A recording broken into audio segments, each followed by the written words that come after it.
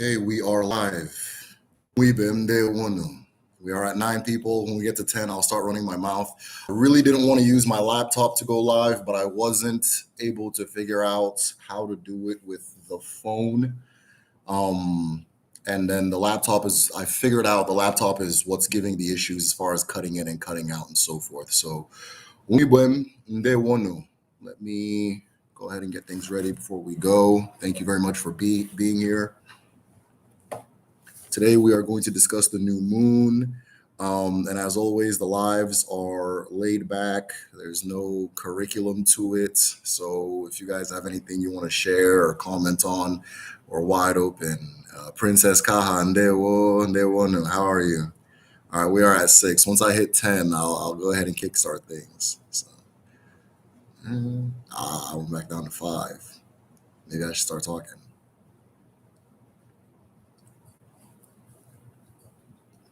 Okay, maybe if I start, then we'll get to 10. How about that? So,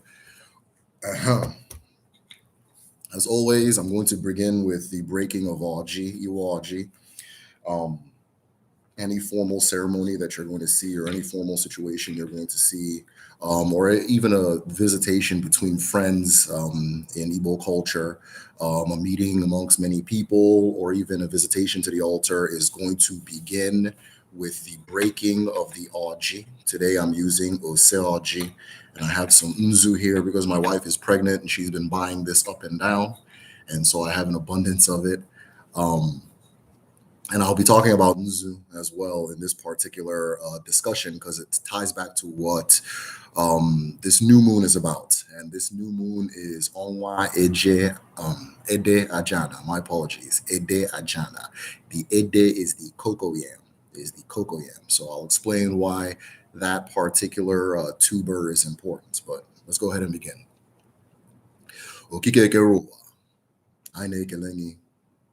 Ala nne mmadụ na nne mmụọ, ala na-enye ndụ, ala na-enye ije, anyị ji ọjị na-ekele gị, mana taa ka anyị na-ekwu oke gbasara gị.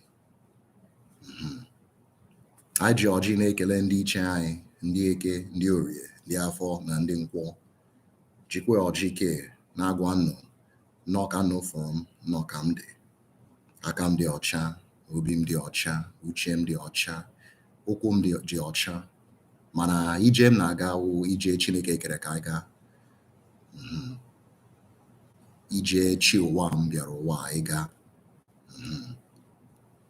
Ije na-enye mmadụ obiọma, ije na-enye mmụọ obiọma. Mana ọjị ike wụ ọjị ndụ. Ọjị ike bụ ọjị ike. Ọjị ike bụ ọjị obi nwanne, na ọjị ike bụ ọjị uche. Ọ ga-adị nnọọ n'eke, dị nnọọ n'orie, dị nnọọ n'afọ, dị nnọọ na nkwọ. Ise. All right. So as usual, I gave acknowledgement to the creator. When you do Iwaji, you're acknowledging everybody in attendance. You're acknowledging every single factor that is making the moment possible. You're paying respects where they need to be paid, right? So typically, an elder would do the eldest man in the room would do the Iwaji, the prayer, and the breaking of the Oji itself. They break this one to make it official. But since we are in a digital world, I'm going to have to do it the way I have to do it. Congratulations. Thank you very much, Princess Kaha. So since we're in a digital world, I'm going to have to do it the way I have to do it. So what I said was I gave acknowledgments to you give acknowledgments to everybody present, right? So I'm giving acknowledgments to the creator. I'm giving acknowledgement to the earth. And I specifically said, Okike Keruwa, which is the creator which created the universe, right? So whatever name you call it, I believe that term encompasses that particular concept. I then gave acknowledgments to the earth, because of course the earth is present. She's always present. And there's no us without her. If we're present, she's present, right? And so forth. So I referred to her as Allah Nemadun and Nemo, Allah, the mother of Madu. Which is, I guess, person, roughly translates to person, living spirit. and more, which is Oraic spirit, or what we just call spirit in general, right? But the term Madu, which is person, is interesting because it's a combination of two terms. Ma, which is one of the words used for spirit, and then Ndu, which is one a life, alive, so living spirit, that kind of thing. So I gave acknowledgement to her as the mother of both of those things. And then I went on to say that as you're seeing me, is the way you see me is the way I am. My hands are clean, my thoughts are clean, my heart is clean, my feet are clean, because I'm walking the path that the Creator paved for me to walk. We are walking the path that our creators paved for us to walk. We are walking the path that our Chiwa, which is the part of us that reincarnates, also known as your Unyuwa, also known as your Agon.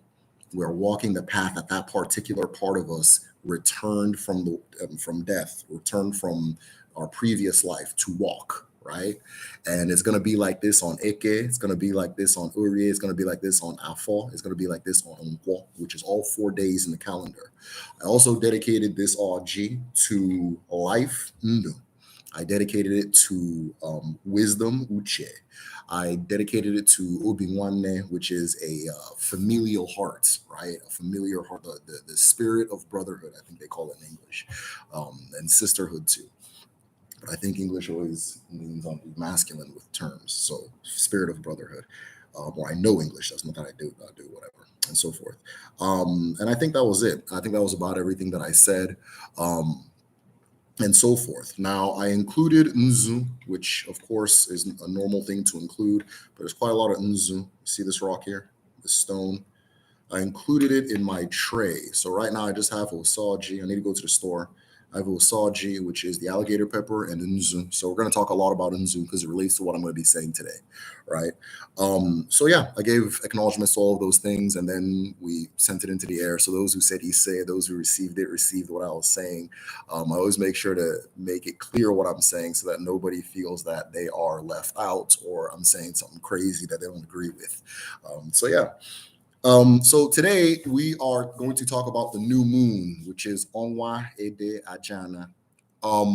Unfortunately, the new moon, well, not unfortunately, but the new moon was actually, I believe, it began Sunday. But 2020 is really hitting me like a freight train. Been extremely busy, so I got to the point where I couldn't even stop and post that this is the new moon coming, XYZ, so on and so forth, until today. And yeah, it just a combination of things. I had family over for the holidays, and then we're also launching the school, so that's coming up, and that's going to be really. I've been really busy with that, and of course the channel itself. And I'm working on a documentary. I think in my last video, I don't know if anybody got a chance to see my last video, which was 8 mistakes people make when manifesting. I talked about the documentary that I'm working on, which is on the Ekumeku resistance. It is the struggle between the Anyoma people and the British Empire. The Anyoma people were able to establish resistance by forming what I referred to in the documentary as a cult of resistance. And I'm not just going to focus on Ekumeku, because I put it up for vote on the Patreon, like what should I do next, right?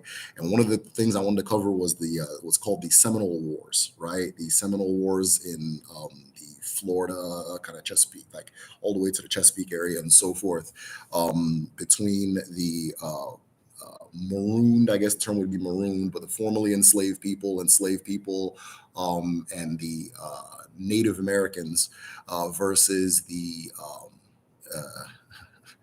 white people, I guess, against the United States, right? Against the United States. And because one of the things I was really interested in that was that I came to learn that Insibidi was actually a big part of that resistance. People were using Insibidi to send secret messages back and forth in order to conduct this fight, which paralleled a lot of what was happening with the Ekumeku resistance and other resistances in other parts of Africa. So I said, we put them up for vote in the Patreon. And Ekumeku won by a very narrow margin. I believe it was a narrow margin, anyways, if I'm remembering right. So I said, let me just kind of use Ekumeku as the anchor, but then talk about all these resistances in North America, South America, East Africa, West Africa, and so forth, and see if we can kind of come up with something kind of cool there. So I'm really trying to go all out for this one. I want this one to be. I've told myself that this one, if you put it on Netflix, it should look normal. There should not be a drop in quality between this and I don't know Cobra Kai. So going all out for this one and so forth. You guys have any information on the Seminole Wars or any of these like organizations, like secret resistance groups? Go ahead and send some information over. Come on, people, like the live stream. Oh yeah, I never do this right.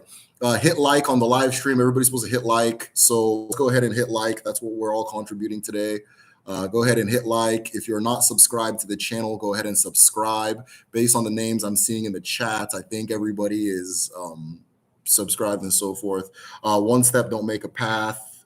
We get there brick by brick, brother, us together. Darius, you say, Darius, I don't know if you saw the last video, but I forgot to reach out to you. I used one of your quotes. You had left a comment. You left a comment in the Ichwaja Explain video. So, and the quote nailed one of the things I was trying to say in the coming video.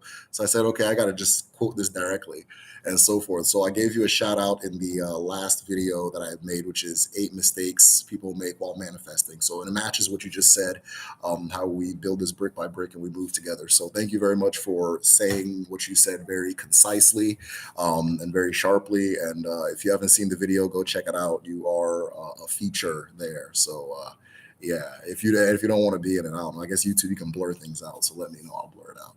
But yeah, so anyways, yeah. That's that. The big project I'm working on right now is the Kedu Academy, right? So one of the things I always wanted to do was I wanted to establish a school that teaches the Igbo language and Igbo customs because that's just hard to come by. I think that we're all in this situation where it's left to the whims of if our parents are feeling particularly nationalistic, I guess, I don't know what the term is for it. If we happen to live in the right place, so on and so forth, like everything seems to be like by chance that you can learn these things. It was by chance that I got to live in Nigeria. If that strange little incident that got us sent there didn't happen, this channel wouldn't have even happened. So I wanted to build a school where individuals can go and learn the language. I initially wanted to start by teaching children language and customs, right? To teach language and customs. But I said, this is, new age and so forth. And I don't have resources like that, And so I said, let me do an online school first. And what I wanted to do with this online school, what we're going to do with this online school is I want to be able to catch everybody at their level of aptitude. So a lot of the Igbo learning resources are usually at the beginner level. But I said, I don't want to do that. I want to have for the beginner, those who have never heard the language, have never been, or have never spoken the language, and that just can't speak, intermediate, something in the middle, something more advanced. I also want to have courses for dialect training. So if you want to learn a specific dialect, I came to find, I was talking to a lot of different people. And I was like, okay, what's the main thing? Like when you're trying to learn, what's the main thing? And they usually say it's dialect because, you learn Central Igbo and all the different resources, but then you land in your village or you go back home and it's your dialect that's being spoken to you. So there's dialect training as well as the 3 different levels. And then there's, of course, the anchor, or the thing that made me even want to do this, which is online courses for kids where your kid is being coached one-to-one in a really fun program so they can learn the language because it's easier for kids to learn a language. And once a kid learns a language, it never goes away, right? Congrats on being pregnant. Thank you very much, Zen. Thank you. You say thank you. So necessary, the school. Thank you so much. So I'm going to debut it on Friday. I'll go live just like this. We'll hang out, we'll talk, maybe we'll have some drinks. And then I'll kind of introduce you to how the school works and everything like that. But this is for language and customs. So a lot of what I teach on the Medicine Shell is theory and philosophy and things like that. Spirituality, of course, you guys know the program. But language and customs are the other half, right? So let's consider the Medicine Shell more, right? The Kedu is going to be Mado, right? Is the part, is the physical, what you actually do, how weddings are conducted, how to greet, how to just all the different things, different recipes, so on and so forth. I want to reach a point where I'm even teaching different medicines and whatever, but I'm in like the United States of pharmaceuticals. So I don't know, I don't know what the laws are here as far as that goes, but I want the whole spectrum of African learning to be available on that program. I'm going to start piece by piece, and whatever is legal, I'll go ahead and do that. Looking forward to the school. Awesome. Hey, B, join us on Friday. We'll be going live and hang out. What does this new moon symbolize? I'm getting there, so we're coming. So yeah, so that was the main thing that I wanted to talk about. Join us on Friday. Of course, I'm going to be going live about that. That's a great analogy for Madu and Mo. Princess Ka, thank you so much. They're both very necessary. They're both very necessary with each other. One does not exist without the other, right? Happy New Year, Derek. Is the children learning module also available for beginning? Okay, so there's a beginner, adults, and then there's the children's one, right? So the beginner, this is what's different about it. The beginner adults is more or less the same curriculum as the children one. We're going to start from the basics and so forth, but there's a way that adults learn that children don't learn, so we separate them, right? Now, the main thing about the adult one is on all levels, you're going to have courses. So you have a course that you attend just like any other class, but then you also have a one-to-one coach where you are practicing with your coach as regularly as you choose. Right now, I say you choose, but I'm actually thinking about making it standard, right? As regularly as you choose, right? Probably standard. I'm liking standard more. Just a 1 hour conversation every day, and you're discussing based off of what you learned that week. So there's a set of things you learned this week, and then that whole week you're talking to your coach, using the language back and forth until you're comfortable and so forth. One of the main things I want to do is make sure that you're not just learning language, but you're learning how to speak it and confidently, and you're comfortable and you're in a safe space where there's no judgment or snickers and things like that. My wife has horror stories. She grew up in Nigeria, but she has horror stories where her parents would have all their friends around. They'd be like, they'd call the kids out and they'd be like, okay, speak Igbo. And if they say something wrong, they'd all just bust out laughing, right? Which is the, the kind of psycho humor we have back home. But none of that's going to happen. So very safe space where you can be comfortable and learn the language. And I want you to walk out of language to being able to speak it confidently, right? To be confident in speaking. Because a lot of you already know how to speak Igbo, you just don't feel comfortable letting it out. So that's the main thing. Standard seems better for accountability purposes. Thank you, Princess Kaha. I don't want the I'm busy people to run away. So I'm sticking on standard, but everybody is telling me, no, that the people are too busy. People are too busy. I don't believe anybody is too busy for anything that they want to do or anything that they prioritize. So days are actually very long if you think about it. How exciting. Awesome. So new moon.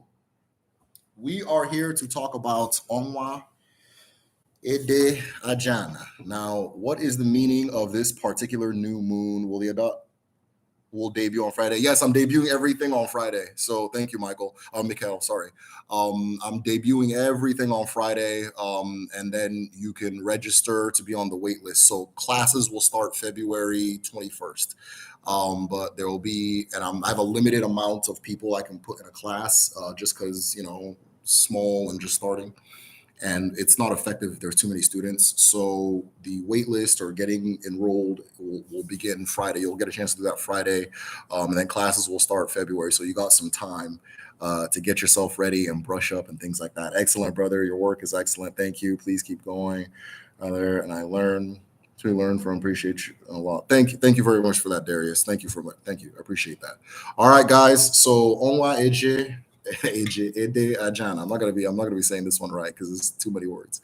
But yeah, so this particular moon began on Sunday. Now, because of busyness, not busyness, but because of me not being on top of my game, I missed the opportunity to present to you guys. So this particular new year there's a lot coming at me and things like that, and I just got to be better at swimming it, and I'm learning and so forth. So this particular new moon, we are wrapping up what would be a traditional year in the Igbo calendar. And I'm willing to say the calendars of most coastal West African cultures, because I know that the first moon is going to be in February or March. I'll double check that, but the first moon is going to be in February or March. So we have one more moon to go, one more 21-day period to go after this one until we hit the new moon. Now, why do I say all over Africa. I think this is kind of universal because if you look in the diaspora, which it's always good to compare traditions in the diaspora to traditions on the continent. If you look at the diaspora, this is where a lot of the African oriented major festivals are happening. Carnival, a lot of masquerade traditions at home that match at the same time is happening. Mardi Gras, all of those different ones are usually on the, I think, first moon, maybe the first moon. So we're wrapping up the calendar. So this particular moon is speaking about the Ede, right? Ede, the when we say G, there's a food we call G in Igbo culture, and most people will immediately think it's yam, right? But G is a class of food. Just like when I say G, it's a classification of things. There are many different things that count as G. There are many things that count as G. But the two main ones that count as G are the yam and the cocoa yam. Traditionally, men grew the yam, the big long tuber. Give me a minute, I have a yam here.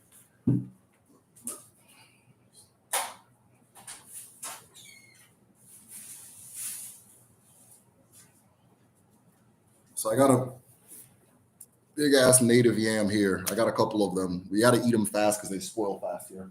But traditionally, men would grow this one right here, right? The big yam. I wasn't able to get cocoa yam. I was looking and I wasn't able to find any, but it is available. But the women would then grow the cocoa yam. Right now, the story behind that, and partly the story behind this moon, is the story goes back to the story of Nri, right?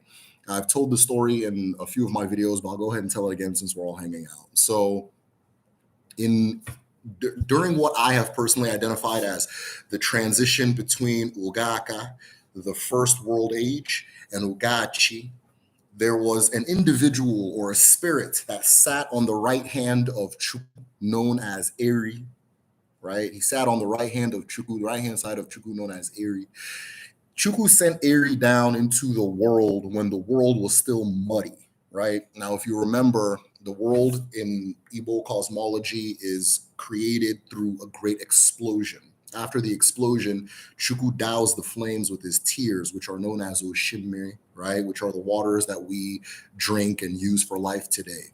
Now, when the tears were doused, it created a situation where the earth was muddy. And so in a lot of stories in Igbo cosmology, there's usually a period, or there's sometimes a period where the world is described as soft or muddy, right? And this was during that time. And there's also a lot of stories, such as this one, where that earth becomes firm. It becomes firm for one reason or another. It differs by village and so forth, but there's a period of muddiness into firmness that's pretty universal. So Eri was sent down while the world was muddy onto a patch of land, and Eri landed. Eri told Chukwu that he can't, Eri with his family, right? So his wife and so forth. So he was brought down. He told Chukwu that he can't do anything here, that the world is too muddy, right? And so Chukwu sent a man from Oka, from the village of Oka, to use his bellows to clear the land. Now, if you know anything about Oka, Oka is a village that is very famous for its ironsmithing. They are a famous ironsmithing village. I have this excellent book in the Patreon library on the history of Oka, and it shows the trade routes of how far Oka smiths would go. So they went all the way, this map, they went from all the way to Yoruba land to what is now Cameroon, and traveled throughout Africa, practicing their craft and so forth. Chukwu called an Oka man to use his bellows to clear the land, right, or to dry the land. And the Oka man came and dried the land and went back to Oka. And so Eri landed there, right? Now, Eri lived in this land, and Eri was a special type of person. Eri did not need to eat the way we ate, right? Anytime Eri was hungry, he would get what's called azundu, right?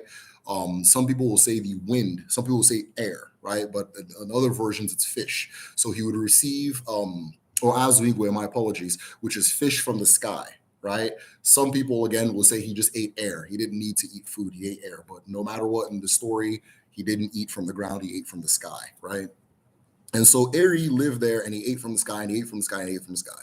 Well, remember now, during Ugaka, the first world age, humans did not die, We didn't die, right? We would sleep and come back, or let me not say sleep. You would go to Obi-Chukwu and come back and forth very easily, right? In fact, our original home is Obi-Chukwu. Human beings were coming to Earth as a matter of vacation to enjoy and to see things and so forth, right? As Chukwu was putting things back together. But something happened during this period that Eri landed. Eri went to sleep and did not wake up. Eri died, right? Now, after Eri died, the leader of the family was Eri's first son, which is Nri. Nri. Now, the word Nri is very interesting because it also means food. Nri, food. Eri. It's hard for me to translate Eri, but willing to believe the action of eating, right? The action of eating, kind of like a perpetual eating kind of thing. But Nri is food, like food, right?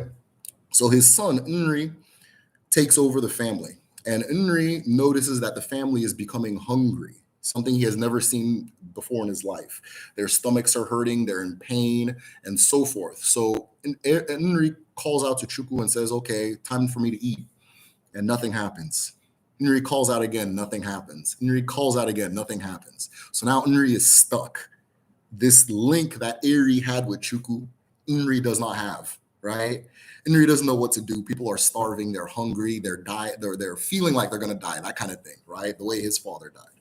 And so he's confused, he's thinking, what should I do? And then it was then that the voice of Chukwu came and said that you must eat from the earth.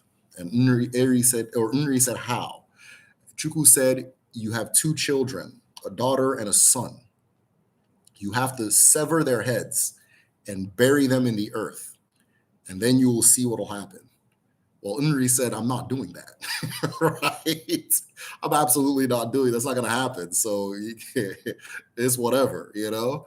And so Chukwu left Unri to his own devices, and the hunger continued and continued and continued. Then Chukwu came back, right?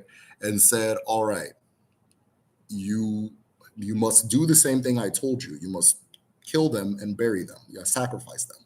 But you will be allowed to put Ichi marks on their head, right?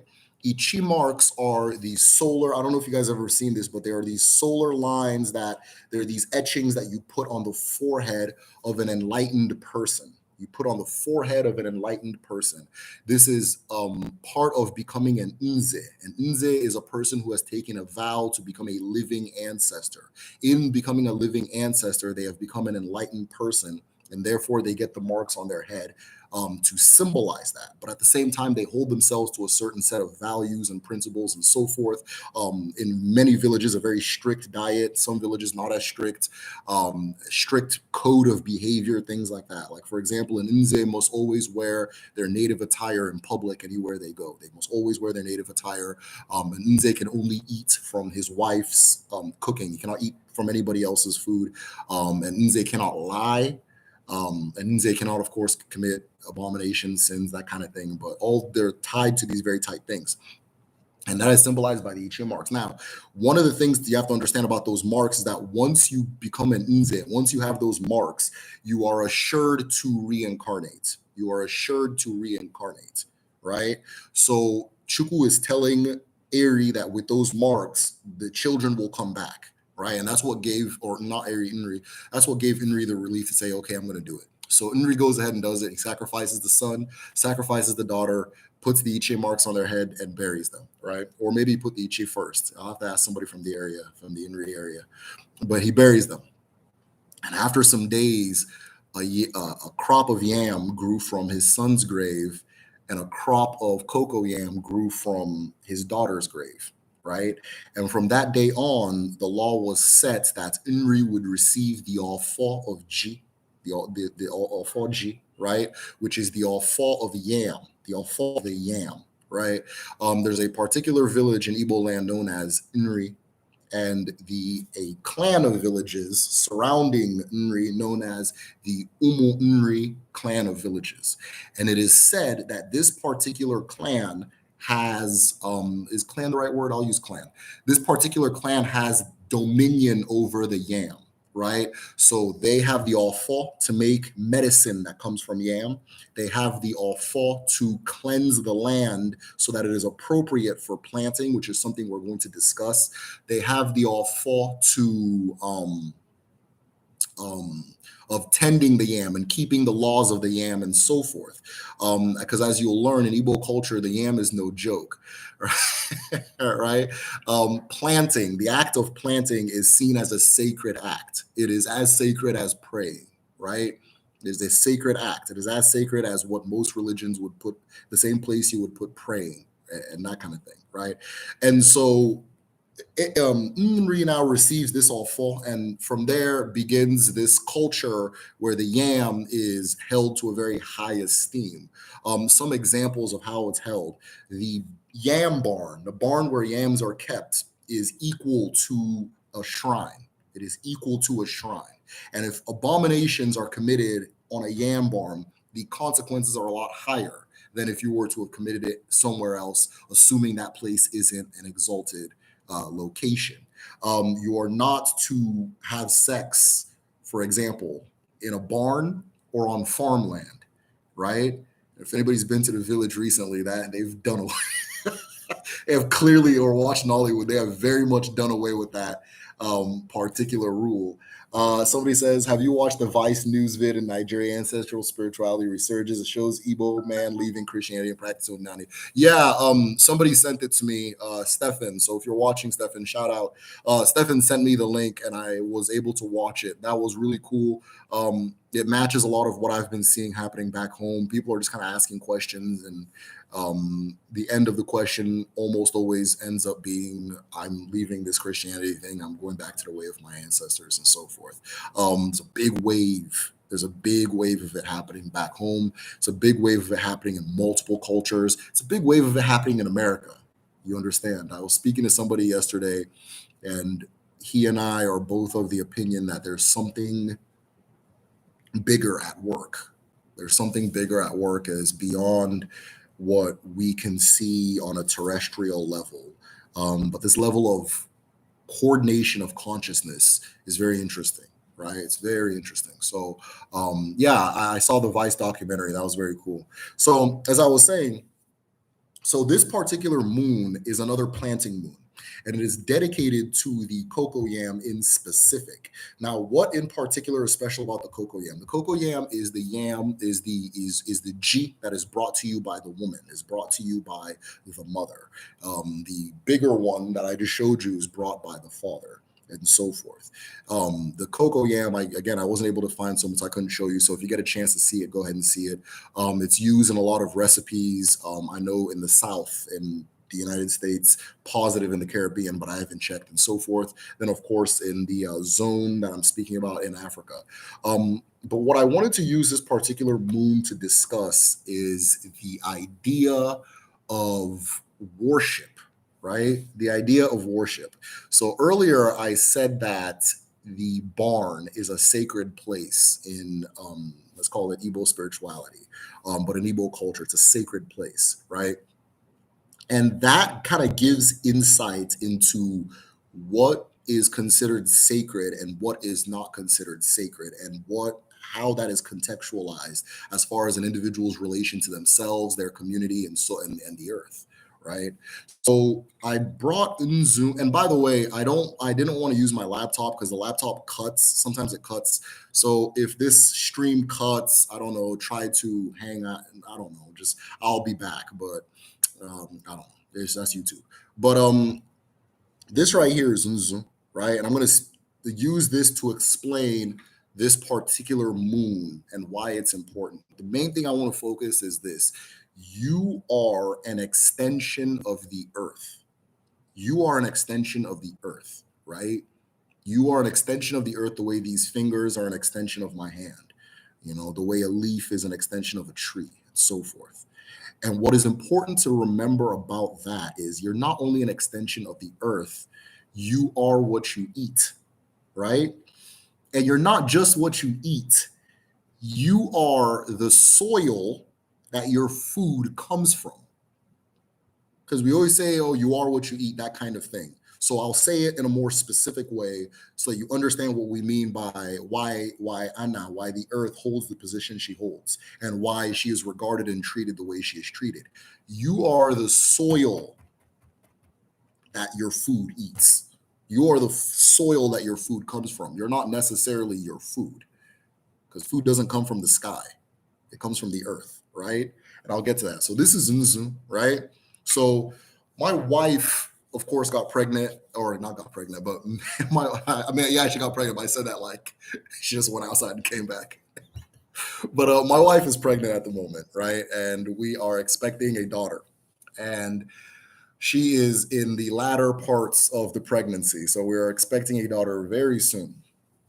And in this particular phase, she's been really craving nzu. She's been craving nzu, to eat nzu. Now, what you're looking at, if you don't know, is a stone. It's 100% a stone. Some people say it's like chalk, but it's stone from the waters. It symbolizes water in Igbo culture, or more specifically, it symbolizes peace between water and earth. But that's a whole different thing, right? So, or the balance between water and earth. But in itself is used to symbolize water. If you put this in your altar, you can use it to symbolize water and so forth. So Nzu, anyway, yeah, she's been craving Nzu really badly. So she'll buy these packs of Nzu. Hold on. Yeah. She'll buy these packs of Nzu, right? And then she'll tell me to go hide it, because if I keep it around, she'll demolish it. Like, she'll eat the entire thing. So it's been this really funny thing where, like, I used to work at a psychiatric hospital, like when I was younger. And um, I remember when they have med time, when they'd come up like, all right, here, time for your meds. You give them the meds, they check their mouth, all that stuff. So I kind of feel like I'm doing that right now with the Nzu, but she doesn't want to eat it all at once. Now, the big fear that her and I had was that Nzu has lead, right? That was the big fear I had. That's the big thing. That's, okay, this thing has lead. You're not supposed to eat it, so on and so forth. Organic Black says, I love Nzu. Awesome, awesome. Kedu. Yes, it's delicious. I'll get to the comments in a minute. So yeah, so I've been hiding the Inzu and then giving her in small pieces and things like that, or in small doses, and so until she finds it, of course, and demolishes the pack and so forth. And so the big fear we had was that Nzu had lead. Now, prior to me exploring the ancestral sciences the way I am doing now, I believed myself to be a logical person and a scientific person, blah, blah, blah, blah, blah. And all this was irrational. It didn't make any sense. It wasn't real, right? But in taking this seriously, I said, okay, let me take this seriously.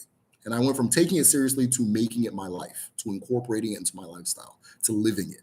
And in doing that, the actual capacity to think scientifically, what I was doing before was not it. The actual capacity to think scientifically exploded, right? So somebody told me that Nzu has lead.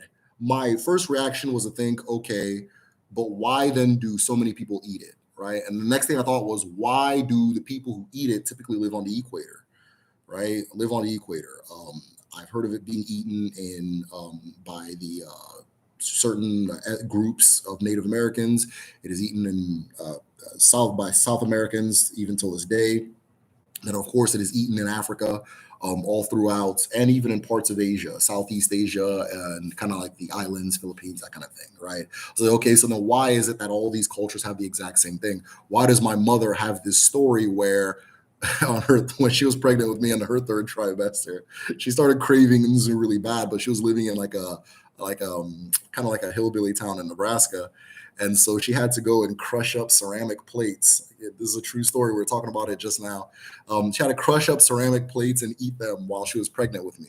My sister, when she got pregnant, she started craving sand. It was what she kept saying. She was craving sand. She, of course, substituted with Nzu, but when she was pregnant with her first daughter, she had a strong crave. Why is it that women have this particular phase of their pregnancy where they do this? And if Nzu has lead in it and lead is bad for you, then how are we still alive? Because this is what people are going out of the way to consume. So I started looking into it. Okay, what are the effects of lead on the body?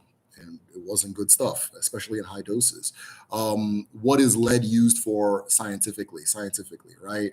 Lead is one of the best protectors for radiation from the sun. And in fragile technical equipment, very fragile or delicate technical equipment, a shield of lead is used to protect it from the sun. And so I was like, okay, well, what if It's the lead that they're actually trying to eat with the inzu. Of course, not separated because I don't know if alcohol is imbalance or what. I'm not a geologist or anything like that. What if it's the lead that they're trying to eat, right? Why would somebody try to eat lead? Okay, I'm bringing a child into the world. We always get this craving, or women get this craving towards the end. Personal theory, I think they are fortifying their children to enter the sun, right? They are preparing their children, fortifying their children to be able to survive in the sun after surviving as a thing, as a being that lives in the dark, right? Personal theory, right? Now, why is this all important to go into? Because in this particular process, you see that the term that you are what you eat is a very literal thing, is a very literal thing. You are a composite of the things that you take in, right? And as human beings, we can eat one of two things. We can eat plants, we can eat animals. The animals that we eat plants. So really we can just eat plants because those animals are a composite of plants or minerals they get from plants, right? So then what do plants eat, right? I used to be of the opinion, or not the opinion, of the idea that sunlight and water. Absolutely not true. Sunlight and water make it possible for plants to eat soil, to absorb nutrients from soil, so that if you plant something in the ground, what will come out of it is a shape comprised of the nutrients in the soil itself, right? In the soil itself. There is no distinction between any form of matter and ajana, the earth, the earth. You understand? So that when a plant comes through, it is the minerals that make it what it is. This is one of the reasons why plants can only grow on certain soil. If you put a plant in a soil that doesn't have the minerals that make it what it is, it's not going to grow, or it's not going to grow the way it's supposed to grow, and so forth, right? So that if I know this, and I'm willing to be grateful to my neighbor for, I don't know, I had a neighbor drop off like a package for Christmas, and I was very grateful for that. I thanked them and everything like that. I had helped them assemble something, and it was their way of saying thanks. You understand? So that's that gratitude going back and forth.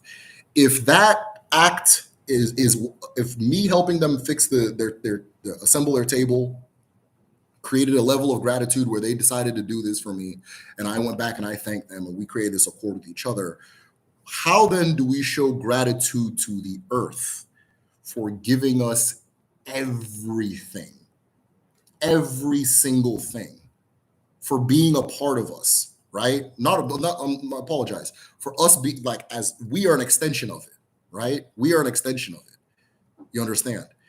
What I came to find in Odinani is that the things that are considered sacred are the things that people have gratitude for. Gratitude for. So you give thanks to God, and you have XYZ reason to give thanks to God. You understand? Okay, God gave me life. God gave me whatever you want to say. Okay, this new car, this new job, whatever. But the earth itself is giving you every single thing you need to live, from food, from body to shelter, every single thing, everything you need. So then why would the gratitude end at saying God? And when I say God, I mean sky being, because the earth is God too, right? Why would it end at sky being?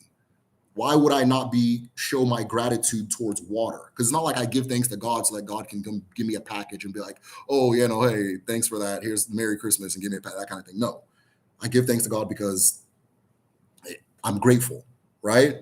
So then what about the earth, right? You show gratitude to the earth. You show gratitude to the water. You show gratitude to the people around you. You show gratitude to your ancestors. And that is the difference. That's why a lot of times when we talk about Odinani, people, I'm trying to think of how to say this without saying it the wrong way. When you talk about Odinani, there's this idea that, okay, these are the gods, right? These are the gods. Like, oh, there's the god of the water, there's the god of the earth, there's God. No, that's not the way to think of it. When people say Nemiri, anything Miri, where I'm from, we say Njaba, we mean the literal water. We don't mean a spirit that has dominion over that water. We don't mean a spirit that lives in the water or drives that water or whatever. You understand? There's a way that Greek mythology gets told, and that forms how cultures influenced by the West, which is every culture, sees polytheistic religions, right? So they say, okay, this is their earth god, this is their tree god. It's like, no, this is the literal water that I'm giving thanks to. Anna, where I'm from, we say Ali, right? Some people say Allah. All these different things. It means there's no other word for the earth than that word. Igwe, there's no other word for sky. I mean, there's other words for sky, but all of them are the same name for that thing. Igwe is sky. These things are very literal. So I'm showing gratitude to all these elements of nature. And I'm trying to stay in alignment, in accord with them, right? Because without them, I would die. And therefore, they give me life, right? So that was just one of the small doses. Lead is used for all types of radiation shielding. Ha, thank you very much. Yeah, I'm not saying ha, laughing. I'm laughing to read your name. But yeah, radiation shielding, exactly. That kind of thing, right? So when we go to Ede Ajana, you understand the reason why so many moons go back to the earth, the reason why the earth and not anything, the earth is central in Igbo cosmology, everything like that, right? The God you experience is the earth. You experience God through the earth. If you want to say God gives you life, that life comes from the earth. If you want to say God gives you sustenance, that sustenance comes from the earth. If you want to say God gives you food, that food comes from the earth. Shelter, a shelter comes from the every single thing has to come to the earth first. If you remember in I can't remember which video, probably more than one video, I spoke about the process of reincarnation, how when a person passes, the four elements that comprise you, chi, eke, ago, mo, go their separate ways, right? Your chi is chi. Some people say your chi is always apart from you, right? It's always with Chuku. Some people say it returns to Chuku, however you want to phrase it. Same general idea. Your chi returns to chi. Your eke returns to eke. Eke is there's a lot of things that go into eke, but eke I'll use body for now. The concept of dust to dust. If you don't believe you're earth, just watch somebody decompose. As morbid as that sounds, it's a return to what you actually are. It's the truth, right? You return to the earth. You understand? Eke returns to Eke, Mo returns to Mo. Some people say Allah Mo, you understand? So Mo becomes a part of the general Mo complex, which is Allah Mo. And then the part of you that reincarnates, Agun Onyowa, Chiwa, whichever term you use, begins the process of reincarnating again. And it goes to your chi and reaffirms its mission or receives a new mission. And then it comes into Eke, comes into existence. Now, if you remember in the first video I ever did, I think most of you have probably seen it. Eke, the creation, reincarnates as Anna or as Allah. You understand? So in some places they'll say it returns to the earth. Some people will say it returns to Eke, whichever, or Wa, whichever, however you want to phrase it. We're kind of saying the same general thing. Returns back to the earth. And in order for it to come into the earth, it has to make an agreement with the earth not to desecrate her. You cannot desecrate the earth. You cannot soil the earth, right? This agreement is, okay, I'm coming into the world because I am, in the previous life, there was this woman who took care of me, and I want to come back and take care of her children because they don't have a mother now, and yada, yada, that kind of thing, right? And then Eke says, all right, you can do that. You understand? Eke will give you a physical form that matches what you need to do in the world, right? It'll give you a physical form that matches what you need to do in the world. Eke will give you your akaraka, these etchings on your hand. And they are clues to the destiny, that path that your chi is coming, that paved and is bringing your onyowa back into the world to walk. You understand your faith, your destiny, that kind of thing. That's why you'll hear a lot of people say that Eke means destiny or means future. That's not wrong. It's not wrong. In Uli, which is it's a written language, it's a symbolic language that Insibidi derives from, and it is used exclusively by women. In Uli, the symbol for Eke is a spiral, and the symbol for Akaraka is also a spiral. You understand? So they're the exact same, they're the same thing, right? So you come into this world, and Eke, it makes you who you are for the sake of being what you're supposed to be.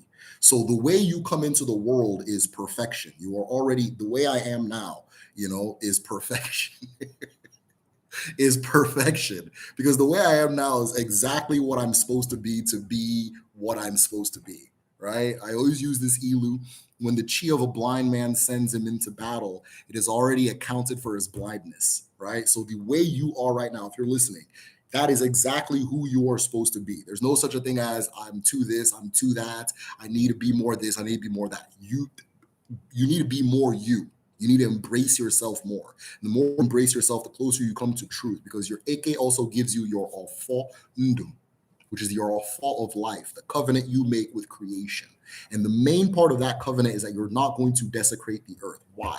Because every single thing people consume is of the earth, right?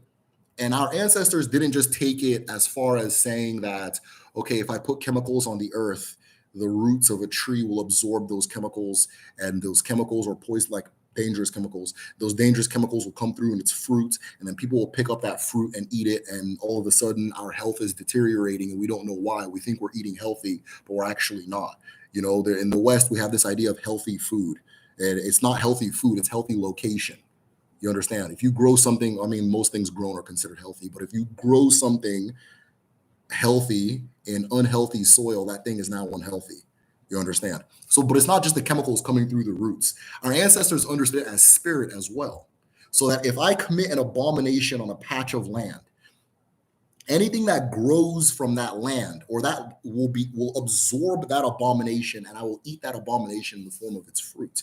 So there's this obsessive, like it's literally obsessive culture of keeping the land pure in Odinani, not committing what's called aruala, which is like abominations against the earth, right? Sins are known as, I have a video called Sin Explained or something like that, that goes into it. But sin equates desecrating the earth. That is sin. That is what's wrong, because you agreed to come in the world and not do that. And when that earth is desecrated, let's say you kill somebody in within an Odinani dominated context. Let's say you kill somebody on a patch of land. Nobody is to touch that land until it has been cleansed, right? That specific patch of land. Part of cleansing that land is the sweeping up of the soil that touched the abomination, and throwing it into what's known as the Ajofia, right? Translated often as the evil forest, right? But an Ajofia is a forest whose essence has the capacity to hold things, so that when you throw things in there, it holds. Now, there are laws about working with the Ajofia. You are not to enter the Ajofia unless you are Usu, right? Unless you are protected by the earth. You're not to enter it. You're not to eat from it. You're not to grow things in it. You're not to build a house there, nothing. You just leave it alone. Again, going back to the quality of the soil, spiritually and physically, right? So that anything that grows from this soil, anything that comes from this soil has to be pure, because the soil is obsessively kept pure. It is kept pure obsessively. And without irony, the people who have the offer to cleanse land are also those same Nri people that I was speaking about earlier, right? Or the same Nri people. So that if the land is desecrated, the first line of defense is the Ada of the family, which is, I found really interesting, which is the first daughter. That's the first person that cleanses the land. Typically, if it's a smaller abomination, or typically if it's not a major abomination against the land, but just something just generally wrong, right? The Ada will sweep up the earth. She's the only one that can sweep up the earth, that kind of thing, and pass it away, right? It's one of her duties within the family, the first daughter of the family, right? After the first daughter is the people known as the Osu in the community. Now, some people will call them different names within the places they are, but they are people who are connected to the earth and thus protected. They're connected to the earth the way that a lot of the sacred animals or a lot of the Abara or the Arashi in the community are protected. You can't hurt them, anything like that, and thus the earth doesn't hurt them, and so forth. So they will come and do the cleansing. After them, you can go get a foreigner to do it, right? So sometimes they'll go to people from Nri, sometimes they'll go to people from places like Aro Ndizog, Aro Chukwu, all these different places. Sometimes individuals with the title of Ume, right? But there's a very careful, and one of the reasons is that if even, forget about eating, if I touch the soil by which an abomination was committed, it enters me and I become a part of that abomination. So that when the earth's wrath is inflicted, I am a part of I hold guilt, right? I hold guilt, that kind of thing. You understand? So anyways, yeah, back to this thing. The concept of Ede Ajana, you need to be more you. Okay, cool. Perfect haircut. Thanks for the reminder. Cool, cool, cool. I'm glad you guys like that particular part. The concept of Ede Ajana is in this moon, the earth is cleansed so that planting can happen. Before every single planting season, there is a cleansing of the earth to assure that what is going to come out of that land is not has not absorbed our has not absorbed abomination. You understand? We can look at it as physical pollution, right? If we are what we use, people talk about like what's that company? I don't know. I don't want to say too many companies in here. I don't know how YouTube. I don't know how YouTube works, but there's a company that starts with an M that is very notorious for putting things in land that harm human beings. Let's put it that way. Things in land that are not supposed to be, and they use it to artificially grow the food and so forth, or grow it faster and that kind of thing than its natural course of existence, right? And so the we'll consider that as like pollution, right? So there's a cleansing of pollution. There's a cleansing of pollution from like physical, actual pollution from the earth.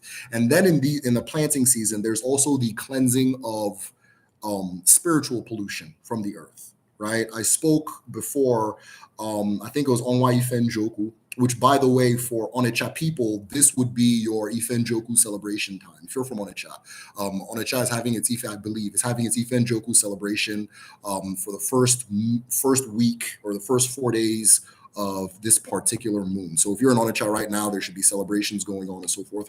I'm not from Onitsha, but a reliable source informed me, and I was able to plug it into the calendar, right? So there's always a cleansing of the land before anything can happen, because we don't want the abomination to come back into the earth, right? And then after that, the cleansing of physical pollution and so forth, right? So that when we talk about G, this yam, one of the things that makes it sacred is that it grows to this size because it is particularly adept at absorbing the soil that it is from. And from that soil, it is therefore rich with whatever is on the land, whatever you put on the land, right? The Ede, the same way, the exact same way. You understand? And so then it creates a situation, right, where when we see G, when we see Yam, we see Earth, Anna. We consider them one in the same. They're one in the same thing, right? They're connected. And therefore, a yam barn is treated as sacred because a yam barn is an arushi. A yam barn is an arushi. What is an arushi? An arushi is a complex designed to channel a particular energy. So a solar panel is an arushi. Solar panel is an arushi. Your Wi-Fi router is an arushi. It's where the works. It's where the works are coming from. Arushi. She is like comes from source. You understand? Satellite, arushi. Shrine, arushi. Your ancestral altar, the altar that you go and you channel your ancestors, arushi. You, arushi.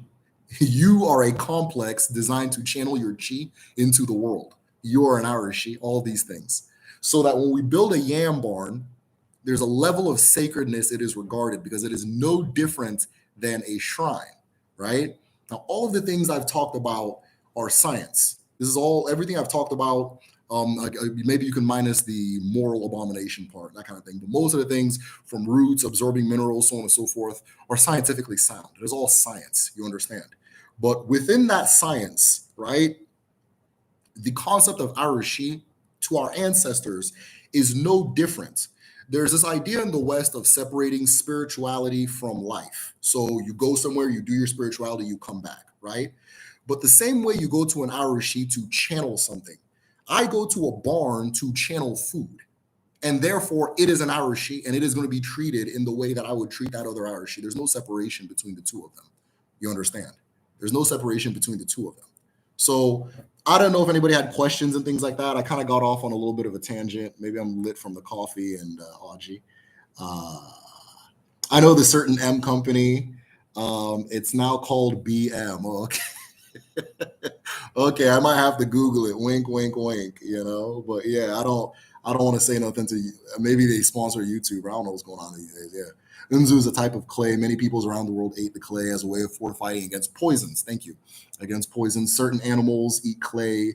Fortify against poisons too. Unzu, thank you very much for that. Unzu is also a medicine, and ha ha ha has spelled that out very clearly. Nzu is a medicine. So anytime there is something in your system that is not supposed to be in there, if you take Nzu, Nzu will absorb that thing and expel it for you. Right. So if you have an excess of water in your stomach, anytime there's imbalance, anytime there's imbalance, that's why I said it's a balance between water and earth.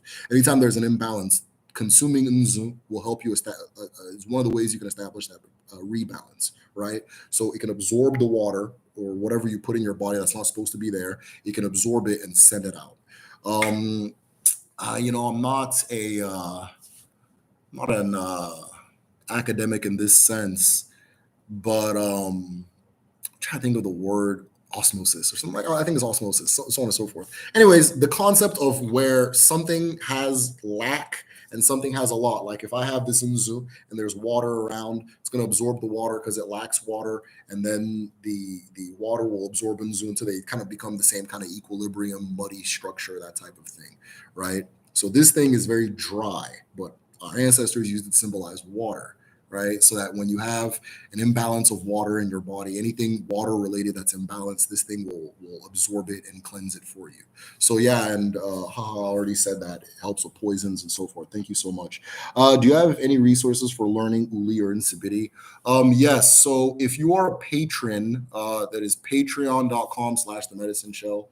Let me see if I can tag that at the top. I have a library. I call it the medicine library, where I have an Insibidi folder and an Uli folder. So it has the Insibidi folder has two books and a couple of little articles here and there that go into Insibidi. So usually when people ask me, hey, what is this? How do you write this in Insibidi? How do you write that in Insibidi? That is my first place I reference is the two books that give you different symbols and so forth. And then Uli the same. I've come to realize that Uli and Insibidi are not different. They're not different. There is a public Insibidi and there is a private, a secret Insibidi.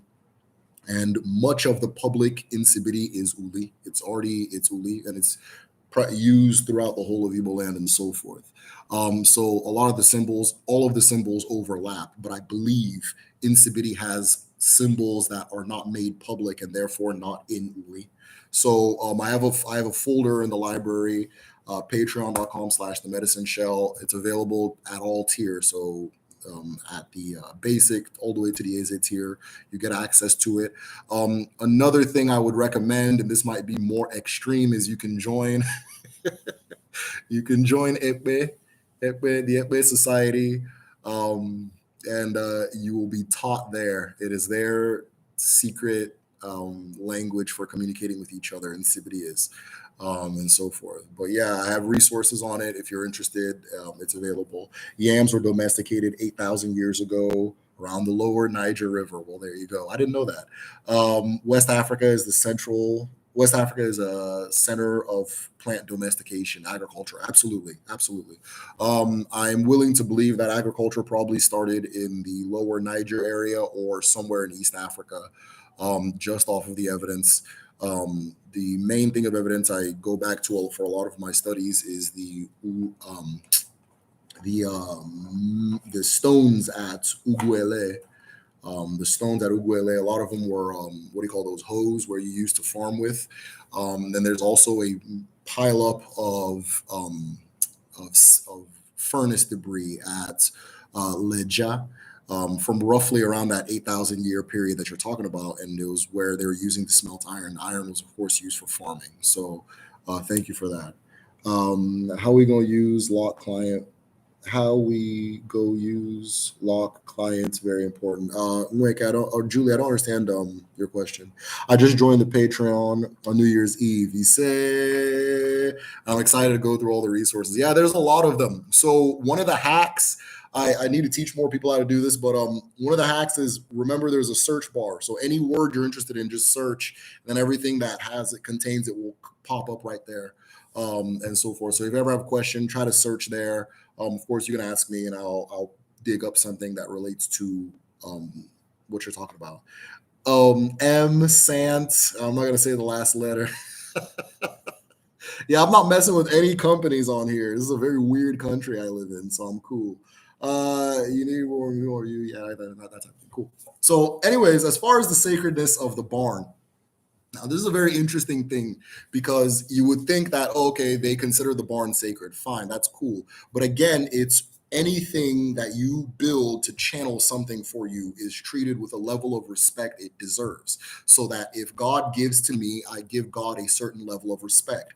If the river gives to me, there's a level of respect I give that river. If the earth gives to me, there's a level of respect I give the earth, usually equated to the amount that you receive from the thing, right? Or the how essential it is in your life, or maybe whatever you're drawn to. It's not by this. It's not doctrinal. There's no doctrine, so you can do whatever you want, right?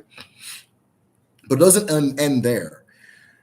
Something as simple as your profession is a sacred space. So the ede, the cocoa yam that is grown by women, that woman's farm, the farm that and if you're married, if you're in a married situation, you have your own farmland, your husband has his own farmland, they're separate, right? So the woman's farm is also a shrine.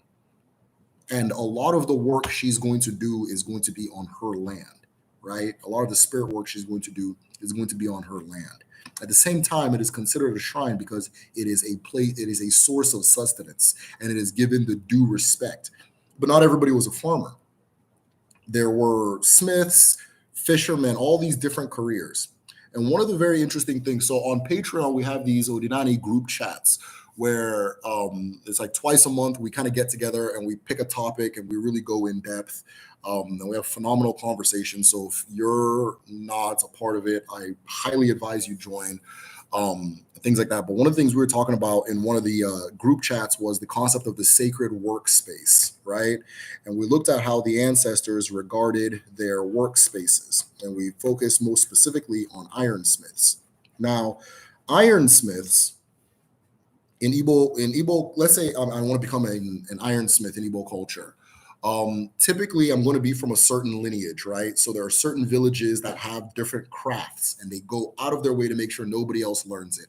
Simply just as a matter of protecting their copyright, protecting their patent, keeping business within the family, and so forth. So let's say I'm from a village that does ironsmithing. At a young age, I want to become an ironsmith. One of the established smiths is going to scope the village for the children that are reliable and that are trustworthy. The children that have what is called akam kumoto, or I'm sorry, akam kumoto, right? Akam kumoto.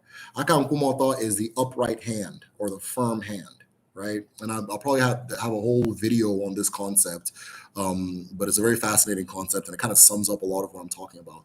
But it's a person with a firm hand, so somebody who is morally reliable. Right. So you look for the children who are morally reliable, usually established by your general moral conduct. And if you do chores, right, if you're akin to you do chores and you listen to elders and things like that. So after picking this child, and they're usually encouraged to pick them from poorer families. So after picking this child, the child becomes an apprentice, right?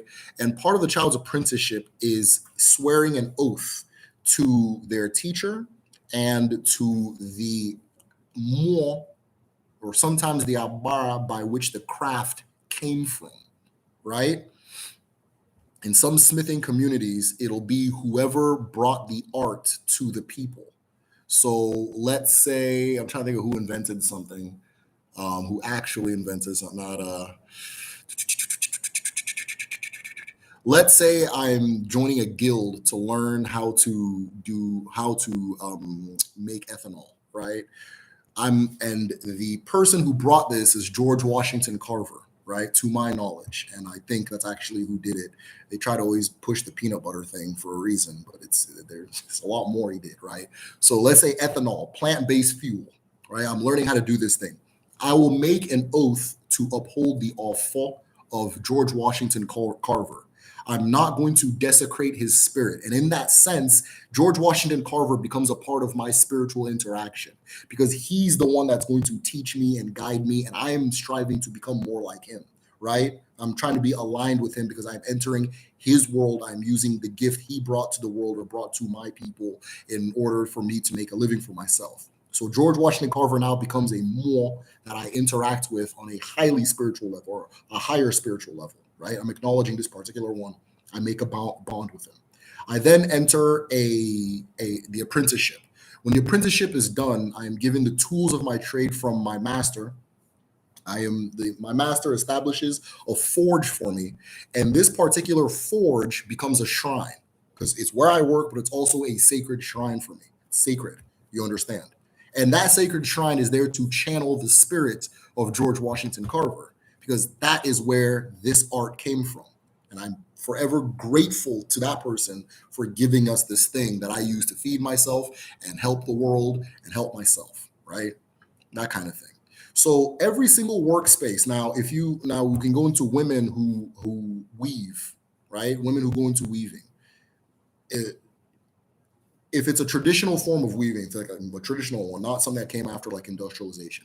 If it is a traditional form of weaving, the exact same thing, right? You're going to take an oath to protect the secrets of the trade and things like that, and to live a certain life to uphold the standard of the spirit that brought this particular art to us, right? If we look at the Anyama region, they do aqua chan, which is like it's called white cloth. It's a very specific type of cloth that is woven. It's only woven by those who are initiated to do the weaving. If you go to a place called Akwete, they do Akwete cloth. There's all these different ones throughout the place. And only these places can make those cloths or make those patterns or designs. If you are Aro, there's, no, it's not, okay, it's not Aro people that do it, but it's people from Ebonyi, Afibo. They do Okara, which is the indigo that you see a lot of people in the Ekwe society wear that has a lot of insipidity on it, that has insipidity symbols and things like that on it, right? So these different places, but it's considered it's a sacred act, right? So I'm saying this to illustrate the point that I was saying earlier, that there's no separation between the sacred and life, right? And live your normal everyday terrestrial life. They are interwoven. They're interwoven. What has to be understood is your relationship with the things around you as far as gratitude goes, as far as respect goes, that type of thing. There's an ilu that says that if you see a blind and a deaf man, if you see a blind and a deaf man in the morning, tell him good morning. If he can't hear you, the earth and the sky do, right? Something along those lines when translated. And it's more or less saying that you're not giving gratitude to these things to receive something back. You are grateful because it is the thing to do, right? It's because it's just what you're supposed to do. So that if I receive water from XYZ, I'm grateful to that thing. If I have a particular profession, let's say I'm a writer, let's say I'm a reader, I do tarot, let's say I'm an astrologer, let's say I'm a dancer, a singer, an engineer, a doctor, a nurse. The sacred arts do not end once you enter your workspace, right? Once you enter your barn. If that thing is providing you with your sustenance and that thing is on your path, that thing is also a part of this your sacred practice and so forth. So yeah. Let's see here. Yams were domesticated. We read that one. Just join Patreon. Cool. Do people just use the tubers of yam, or can you eat the leaves also? I don't know. I don't know. I know that the stalk and the leaves are used in medicine, but I don't know if you eat them. I don't know if you like eat them like food. I'm sure you can. I don't think there'd be any problem, but it's mainly the tubers that people eat. But I don't know as far as cooking and so forth. George Washington Carver, Harriet Tubman, Marcus Garvey definitely was about the ancestral religions. I absolutely believe it. I think George Washington Carver had Ishagun, which is Agun. You understand? A lot of the times, when people have the sense that they are to be a Dibia or they have Agun, a lot of that doesn't go into what you would immediately identify as a Dibia. A Dibia is the word Dibia is Diabia, is the master of, or the man or master of wisdom, right? And Abia is a different type of wisdom. It's not your wisdom. It's a wisdom that comes from beyond. So you are an Arushi. You are a thing that channels a particular universal wisdom. that is not your own, but it is given to you as a custodian to take care of the rest of creation. In the last Odinani group chat and in the last video I did, I talked about the idea of being a custodian so that when the universe gives you things, it's not giving you things for you to enjoy on your own. It is giving it to you as a custodian. The way that if I have my son, let's say I hire a babysitter and I hand him or her a remote. I'm not giving them the remote for them to necessarily just enjoy themselves with it, right? To lock themselves in a room and just be watching TV. I'm giving it to them in order to service my child who I cannot give it to, who is not able to receive this thing. So a lot of these people, like George Washington Carver, who was the other example that was used? Marcus Garvey, all these different people, they received a level of wisdom that was beyond their contemporary time or the world around them for the sake of taking care of the world around them and so forth, right? That kind of thing. You give the babysitter the phone. Okay, use this phone. If anything happens, you can order pizza with it, yada, yada, yada. Not necessarily for them to go home and start using it to do whatever, but to serve those that can't use it, which is the person you're coming here to watch and so forth. And so that's what I mean by debia. When you use the term debia, a lot of debias don't look like what you think a debia is. You understand? A lot of writers are debias. A lot of authors are debias. A lot of filmmakers are debias.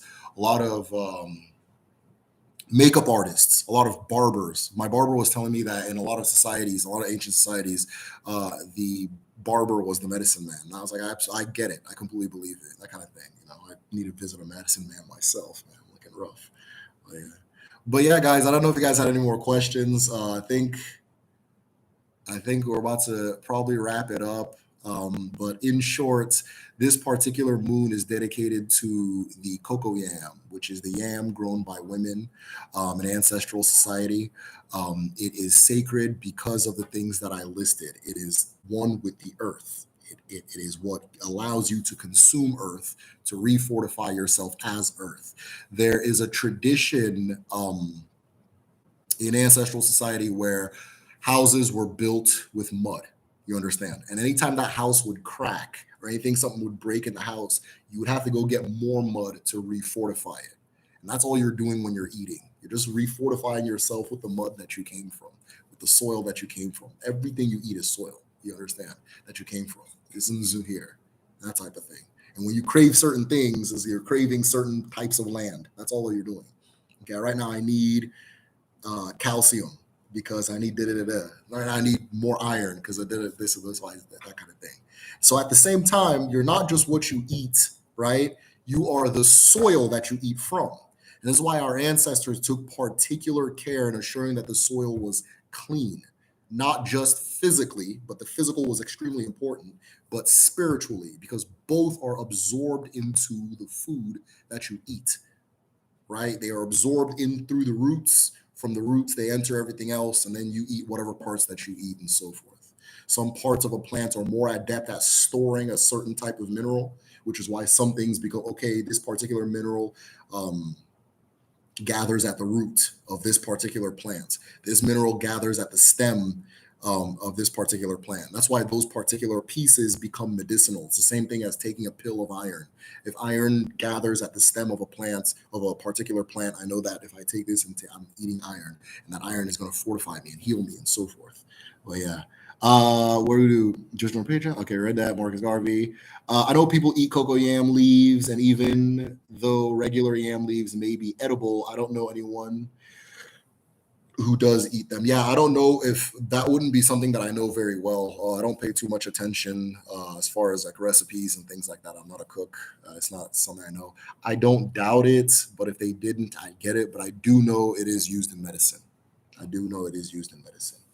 No wonder I've been craving unzu the whole week, running up and down the shop and sold out. Mad. Amenchi, are you expecting?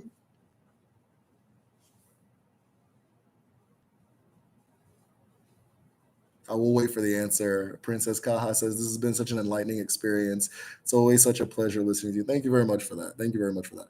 I consider this medicine shell of a project that I'm doing my barn, right? And I regard it in the same very way. I don't start working until I speak to the ancestors, let them know my intentions for the day. If if by chance I wasn't able to speak to them, I always make sure to circle back and let them know and so forth before working. I have a certain offer that I keep to myself as far as how I'm going to regard this channel and the rules I'm going to follow from within and so forth. And it's all, she said, no. Okay, yeah, don't let me stop you. Yeah, go ahead. I don't know if you're in Texas, but they have a lot of it at the Nigerian stores. This has been okay, cool. Yeah, we read that. Okay, guys, I think that we're good to go.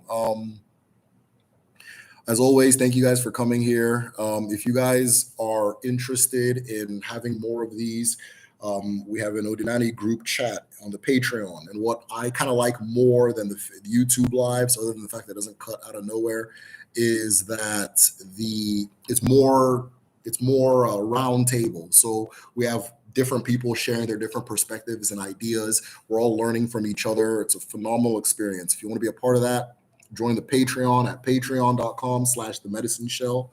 Let me do it again. Patreon. I'm going to try to pin it to the top /the medicine shell. Where are we at?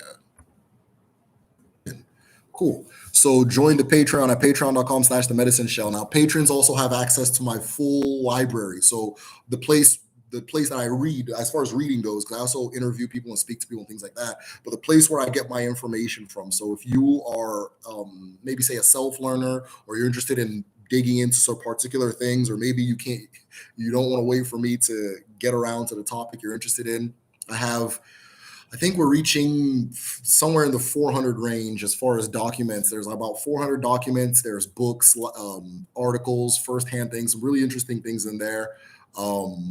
Before coming on here, I was reading an account on Igbo healers that would go into like different places, like different ethnic enclaves, and to do their work. And so forth. So I was just reading about that before we had this live, but it's all available there at patreon.com/the medicine shell. What else do we do on the Patreon?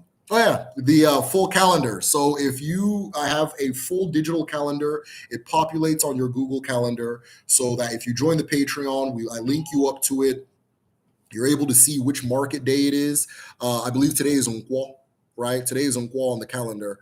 Onwa is the day it is wind, right? So Onwa on the level of nature is represented by wind.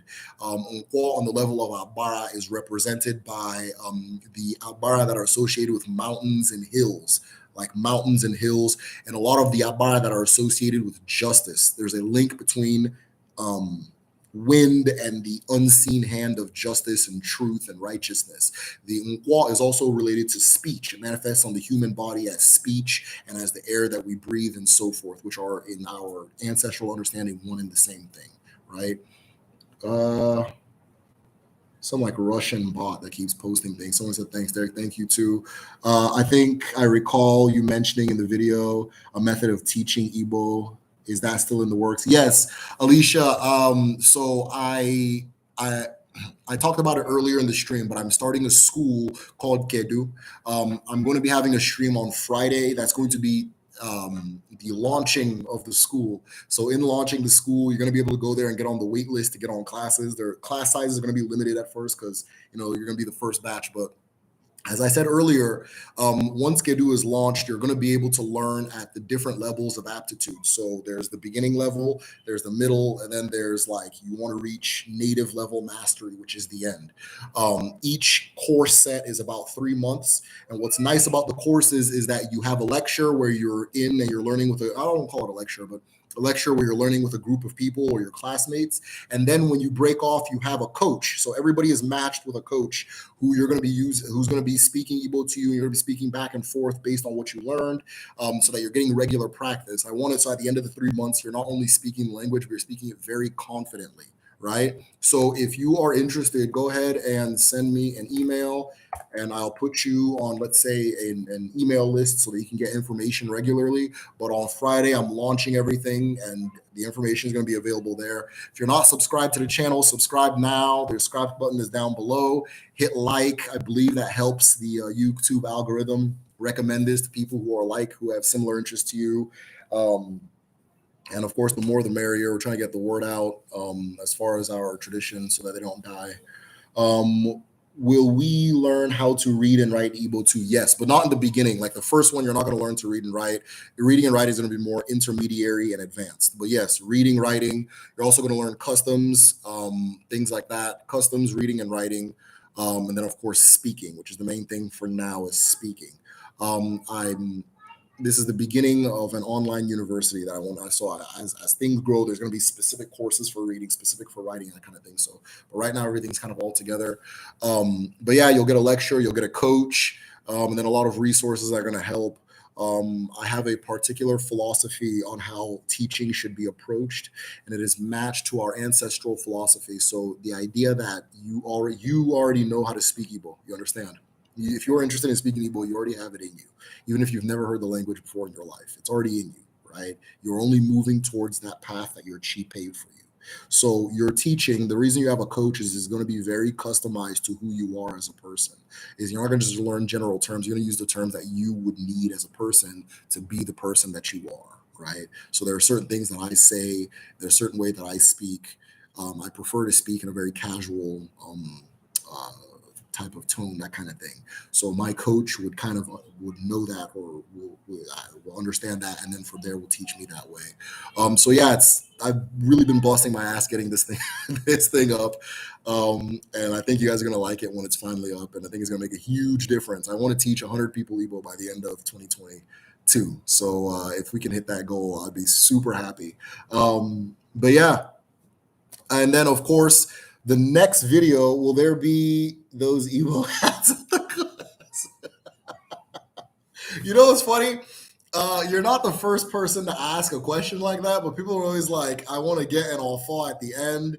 I want to get an ikenga at the end. So yeah, there's going to be something you get at graduation. And once you graduate, if you finish the thing, you're going to be something that you do receive. I have not 100% decided what it's going to be. So if y'all got suggestions, be it a hat, be it an alpha, be it, I was thinking a certificate, but people told me to get out of here with that certificate issue. So but there's going to be something physical that you can use to represent your level of attainment, right? There's going to be something physical you can use to represent your level of attainment. So if you guys got suggestions, I'll make it happen. That kind of thing. So people have been saying all types of funny stuff whenever I bring that up. Maybe the hat can be the graduation gift. Okay, there we go. So excited to learn and teach my children. Also, Alicia, I'm very, very, very, very happy about that. You know, I get nervous, like, oh, what if nobody wants to do it? So whenever somebody says that they're interested or they're excited, that gets me really pumped. Thank you so much for that. But yeah, there's that. And then the things I'm working on right now. So I have a video. The next video I'm doing is going to be kind of different. The last video I did was different too, so maybe I'm just getting these out of my system. But I recently went to watch the new Spider-Man movie, and it was very potent in a lot of its symbolism and a lot of its messages and themes and things like that. And it related very closely to things in Ordinary. And I was like, because I initially had the idea, I was like, oh, let me go watch it. Then like, I'll talk about Udide, which is the cosmic spider. And maybe I'll see something there that relates to the cosmic spider. I absolutely saw that, but there was something else that I saw that was even more ingrained in the thing. Ingrained in the messaging. So my next is going to be just kind of me talking about that. And then after that, the patrons are voting on what the next big topic is going to be. I think right now, the two that are ahead, this is the Is It tier patrons, you know? By the way, Ndi Eze Kwenu, if you're in the room. The two that are ahead are the seven layers of more, and what was the other one that's up? 7 layers of more and the 4 market days, right? The 4 market days, those are the two that are neck and neck right now. I think the voting is probably going to end by tomorrow because I think everybody should be done voting by tomorrow. And then I'll make it public for you guys to vote which one comes first between the two that win. But that's everything that I've got going on right now. For those of you who were in the clubhouse room this weekend, I had fun. If it's something you guys want to see more of, let me know. That being said, unu ga-adị, unu ga-eto, unu ga-eri, ihe ọbụla unu tiri aka ọ ga-eto, ga-adị. Ise. You guys take care. Thank you for coming.